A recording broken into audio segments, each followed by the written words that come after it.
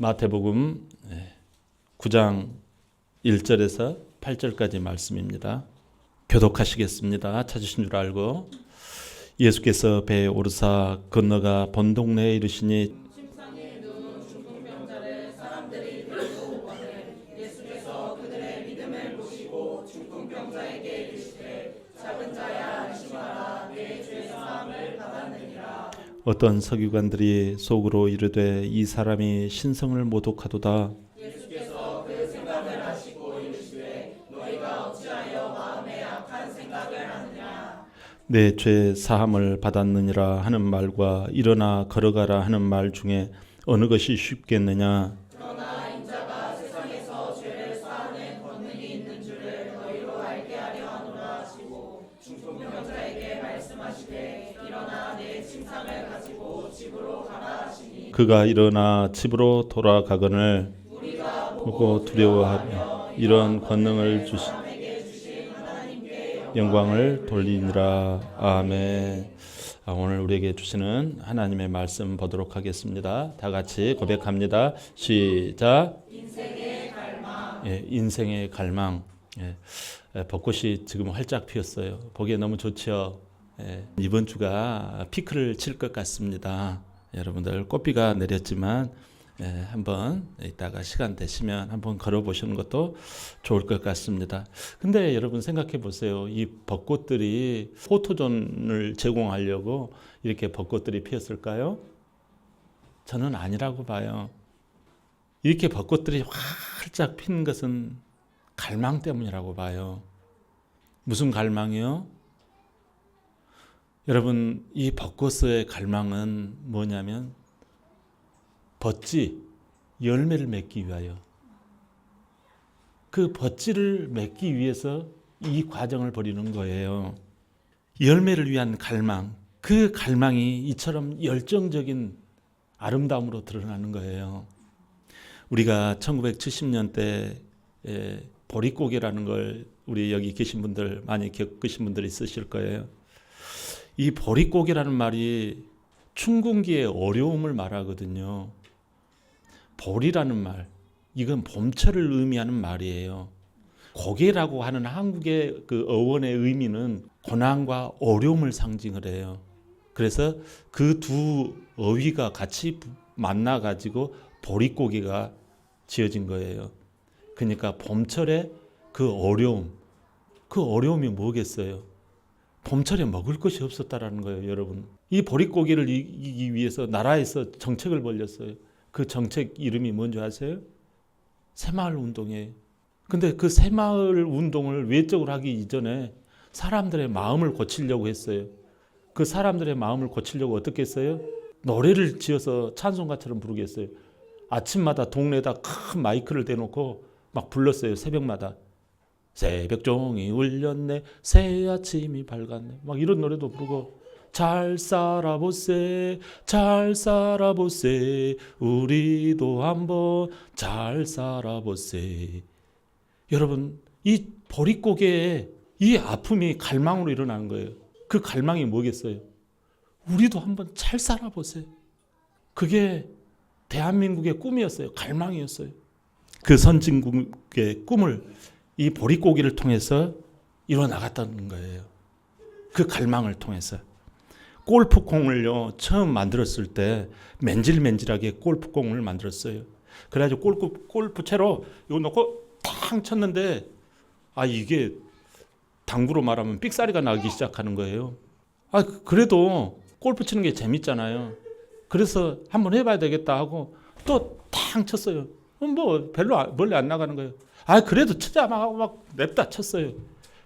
나중에 하도 골프공을 치다 보니까 이걸 보니까 웬일입니까? 골프공이 아주 그냥 울퉁불퉁 막 상처투성인 거예요. 그걸 놓고 또 칩니다. 근데 웬일이에요? 갈수록 비거리가 늘어나기 시작한 거예요. 이 나가라는 거리가 세게 멀리 나가라는 거예요. 야, 이거구나. 골프에 대한 갈망을 그 맨질맨질한 골프공 이것 가지고 냅다 들이쳤더니 울퉁불퉁 할수록 더 멀리 가는 거예요. 그래서 지금 골프공이 된 거예요. 울퉁불퉁한 골프공이. 골프에 대한 갈망이 지금의 이 비거리 확보하는 아름다운 멋진 골프공이 된 거라는 거예요. 여러분, 인생이 울퉁불퉁하십니까? 여러분, 진짜 갈망을 이루고자 함이 아니겠습니까? 오늘 하나님의 말씀에 현실에 울퉁불퉁한 이야기 나와요. 등장인물에 예수님이 등장인물로 나오시고요. 성경 박사, 서기관들이 나오고요. 무리들이 나와요. 오늘 1절에 예수님은 가버나움이라고 하는 본동네라고 말씀하세요. 이 본동네라는 말이 뭐예요? 본거지를 말해요. 본거지. 예수님이 원래 예루살렘에서 태어나시고 그 다음에 어디서 자라셨어요? 나사렛에서 자라시고, 그리고 본거지가 어디냐면 여기 가버나움이라는 거예요. 이해하시지요? 주 활동지가 이 가버나움, 이쪽에서 벌어진 일이라는 사실이에요. 이곳에서 어떤 사람을 오늘 만나서 치료하시는 거 아니? 바로 중풍병자를 만나서 치료합니다. 중풍병자가 뭘까요? 여러분, 바로 뇌혈관이 터져버린 사람. 그러면 중풍병이 걸리는 거예요. 그래서 뇌 기능이 고장 나는 거예요. 이걸 세자로 또 무엇이라고 부르는 거 아니? 이걸 뇌졸중이라고도 불러요. 여러분, 고장이 나면, 이렇게 뇌가 고장이 나면 어떤 현상이 나는 거 아니? 한쪽 팔다리가 마비가 와요. 그리고 말을 못하기도 해요. 막 더듬기도 해요. 의식이 오락가락하기도 해요. 이들이 예수님께 온 거예요. 근데요, 참 놀라운 것은 어찌 이 예수님께 올 줄 알았느냐라는 거예요, 여러분. 이 중풍병자가 말이죠. 이 믿음을 일으킨, 이 믿음을 가진 장본인이 누구냐라는 거예요, 여러분. 조심스럽지만 오늘 본문에서는요, 이 중풍병자를 갈망의 장본인으로 여겨요. 본문 2절 다 같이 볼까요? 본문 2절 시작. 침상에 누인 중풍병자를 사람들이 데리고 오거늘 예수께서 그들을 보시고 중풍병자에게 이르시되 작은 자야 안심하라 내 죄 사함을 받았느니라. 아멘. 주님은 그들의 믿음을 보셨다고 말씀해요. 여러분, 들것으로 나른 그 친구 4명이 있잖아요. 침상으로 이렇게 들고 온 친구 4명과 이 중풍병자 1명, 자, 이 5명이 그들이에요. 그들의 믿음을 보았다라는 거예요.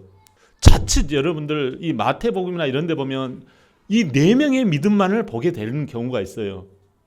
근데 여러분, 여기서 한술 더 떠서 저는 감히 이 갈망의 장본인은 저는 중풍병자라고 봅니다. 핵심 장본인이 중풍병자라고 봐요. 왜 그럴까요? 자, 본문 2절에서 보면 중풍병자에게 이르시되 안심하라 내 죄 사함을 받았느니라 라고 해요. 이걸 볼 때 중풍병자가 불안해하고 있었다라는 거예요. 갈망 가운데 있었던 이 환자의 모습을 소개합니다. 몸이 아프다 보니까, 몸이 울퉁불퉁하다 보니까 심령이 울퉁불퉁해지기 시작하는 거예요. 그래서 갈망이 생기는데 그 갈망의 포인트가 바로 주님이라는 거예요. 주님께만 가면 된다라는 거예요, 여러분. 여러분, 중풍병자라 할지라도 의식이 있을 수 있다라는 거예요. 많은 사람이 중풍병자가 인간 취급을 안 하려고 그래요. 의식이 있어요. 물론 없을 수도 있어요. 근데 우리가 희망을 걸자고요. 의식이 있을 수 있다라는 사실이에요. 이 사람은 그래도 어느 정도 의식이 확보되었기에 그는 자신을 너무나도 잘할 수 있어요. 아, 나는 이제 거의 끝을 가는구나. 아, 나는 희망이 없구나. 내가 뭘 할 수 없구나. 아, 이렇게 인생이 이제 막바지에 들어가는구나. 그걸 절감한 거예요. 그 절감이 무엇으로 다가옵니까? 갈망으로 다가오는 거예요. 예수님의 소문을 듣고 친구들에게 부탁한 거예요. 현재의 육신적인 고통보다도 더 두려운 것은 현재 내 마음과 내 영혼이 어두워져 가는다라는 것을 이 중풍병자는 참을 수 없는 거예요. 갈망 중에 갈망이 오는 거예요. 죄의 먹장구름, 그 겁과 두려움에서 벗어나고픈 그 갈망, 그 갈증이 주님을 부르고야 만 거예요. 이걸 우리 주님이 아신 거죠. 결국 우리 인생의 갈증을 해결해 주세요. 본문 6절 다 같이 볼까요? 시작. 그러나 인자가 세상에서 죄를 사하는 권능이 있는 줄을 너희로 알게 하려 하노라 하시고 중풍병자에게 말씀하시되 일어나 내 침상을 가지고 집으로 가라 하시니 아멘. 그러면서 그가 일어나 집으로 돌아가거늘. 할렐루야. 죄 문제 해결과 육신이 고쳐지는 영육간에 잘 되는 이 영육간에 구원받는 이 일이 바로 예수 그리스도로 말미암아 이루어졌는데요. 아무것도 못하고 겨우 몇 마디 어버버버 하는 그 사람이 이 인생의 고달픈 이 갈망을 오히려 믿음으로 말미암아 구원받게 되었다라는 사실이에요. 이 믿음을 보시는 주님은 인생의 갈망을 해결해 주세요. 여러분, 갈망이 석유를 꺼내고 갈망이 자원을 꺼내는 줄 믿습니다. 우리의 갈망은 바로 누구십니까? 맞습니다. 오늘 이것을 채굴하는 주님과 함께, 교회와 함께, 사명과 함께 이걸 채굴하는 예배가 되는 줄 믿습니다. 일반적으로 사람들은 인생의 갈망을 어떻게 해결하려고 해요? 첫째, 악한 생각으로 해결하려고 해요. 3, 4절 볼까요? 시작. 어떤 서기관들이 속으로 이르되 이 사람이 신성을 모독하도다. 예수께서 그 생각을 아시고 이르시되 너희가 어찌하여 마음에 악한 생각을 하느냐. 아멘.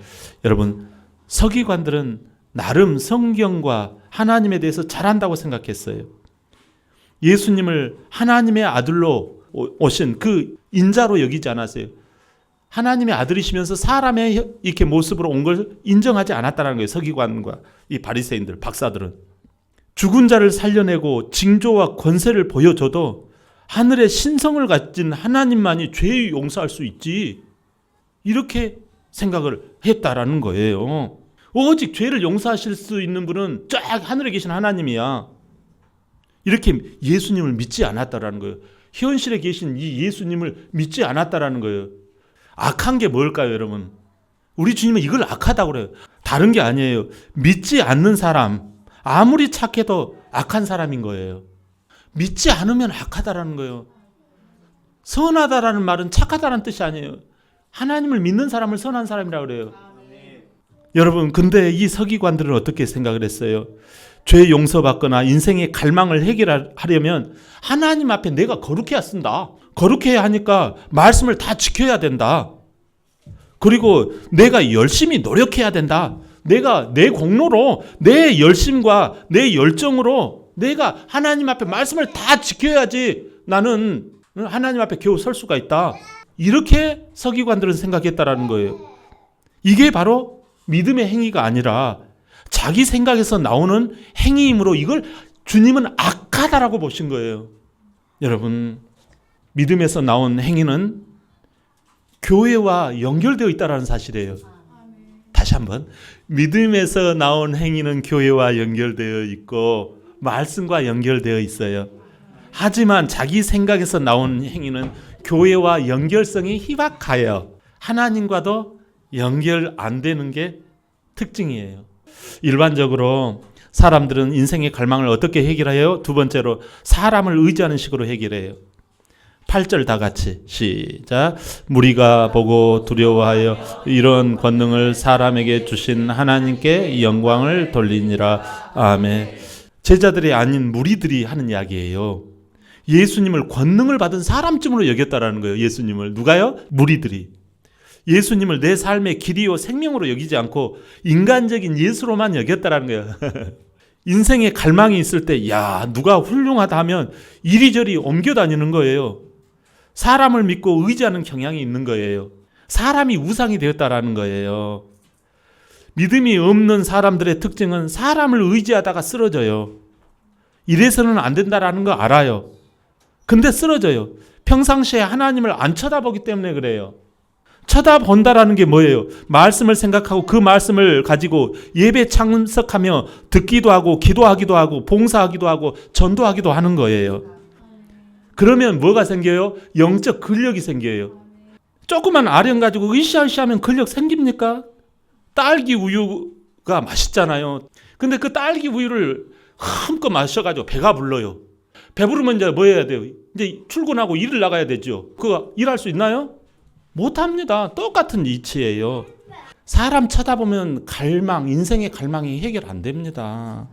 그렇다면 우리는 인생의 갈망을 어떻게 해결해야 됩니까? 장애물을 뛰어넘는 믿음이 있어야 합니다.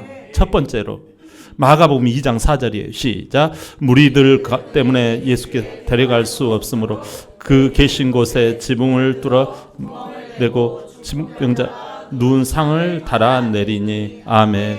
여러분, 오늘 본문과 똑같은 내용이 이 마가복음에 있어요. 예수님께로 갈 수 없는 많은 인파 때문에 진짜 이 중풍병자를 치료받을 수 있게끔 갈 수가 없자 예수님이 안에 계신 그 집에 지붕을 뚫고 침상을 4명이 달아서 내리고 있는 거예요. 예수님을 가로막는 장애물을 돌파했기 때문에 치료를 받았다라는 말씀입니다. 여러분, 지금 여러분에게 예수님을 가로막고 있는 그 장애물이 무엇이라고 생각하십니까? 그걸 정확하게 아셔야 해요. 여러분, 그 지붕이 쓸데가 없어서 뚫어버린 게 아니에요. 예수님을 가로막았기 때문에 뚫었다라는 사실을 이해하시기를 바랍니다. 여러분, 진짜 예수님만이 나의 전부로 여겼기 때문에 그 비싼 그 값나가는 지붕을 뚫어버린 거예요. 그깟 사람들의 비난, 야 이놈의 자식아, 너 왜 이렇게 지붕을 함부로 뚫느냐? 왜 이렇게 너만 다냐?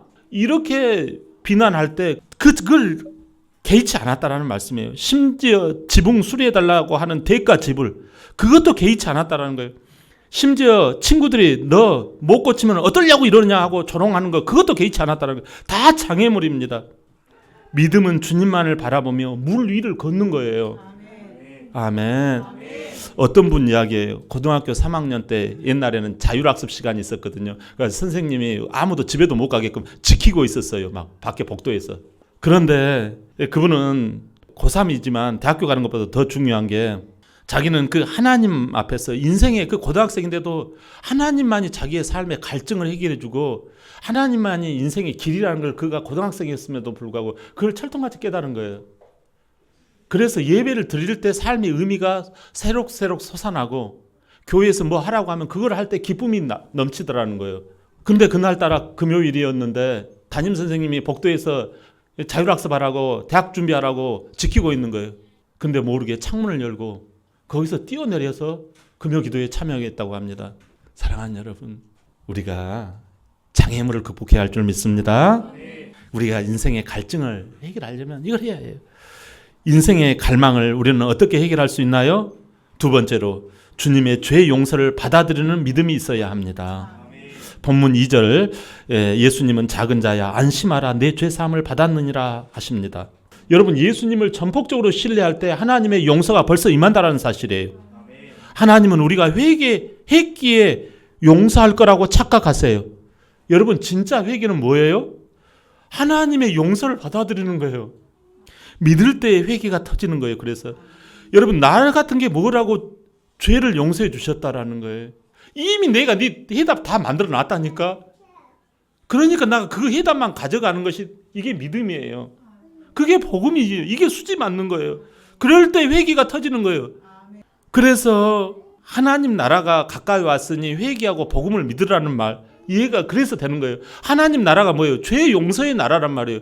죄 용서의 나라가 왔으니까 그걸 받아들이라는 거예요. 이게 되어지니까 오메하고 회개가 나오는 거예요. 내 마음의 변화, 삶의 변화가 나오는 거예요. 그래서 하나님 나라가 가까이 왔으니 회개하고 복음을 믿으라는 거예요. 할렐루야. 문제가 안 되는 거예요. 이 문제는 나의 믿음을 저울질하는 과정이에요. 여러분, 지금 이 어려움은 나의 믿음을 저울질하는 과정.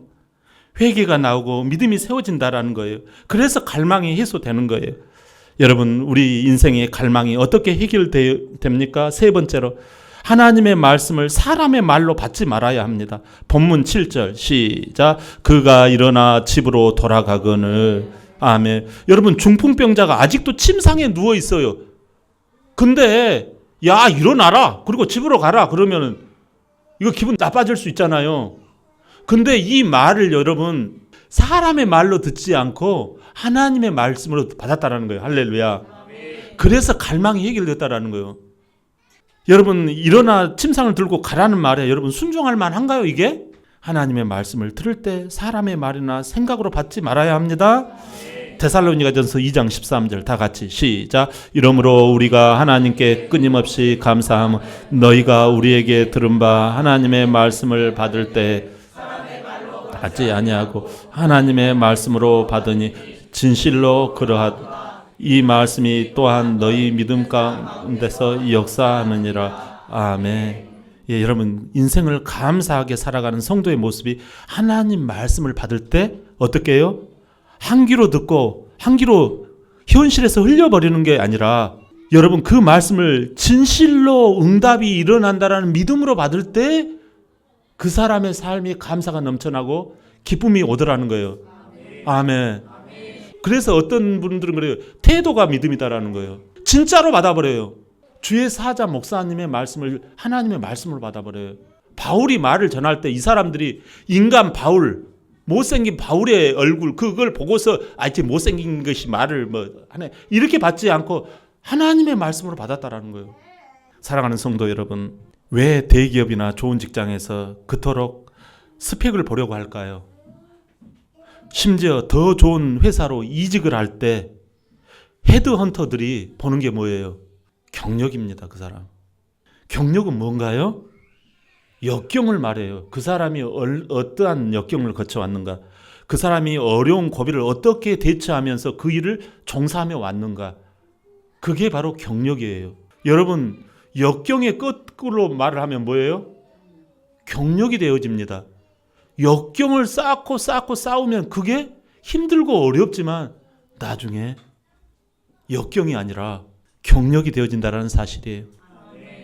하물며 믿는 성도인 우리에게 하나님은 역경 속에서 인생의 갈망을 믿음을 가지고 인내하며 주님 안에 살아갈 때 주님 안에서 놀라운 경력으로 아름다운 정말 별처럼 빛날 줄 믿습니다. 다음 주일 여러분 부활주일이에요. 역경 가운데서 부활의 은혜에 감사할 때 여러분들 하나님께서 놀라운 은혜를 베푸실 줄 믿습니다. 여러분 한 주간 복음을 전하며 자기를 부인하는 아름다운 고난주간 되시기를 주의 이름으로 축원합니다. 아멘.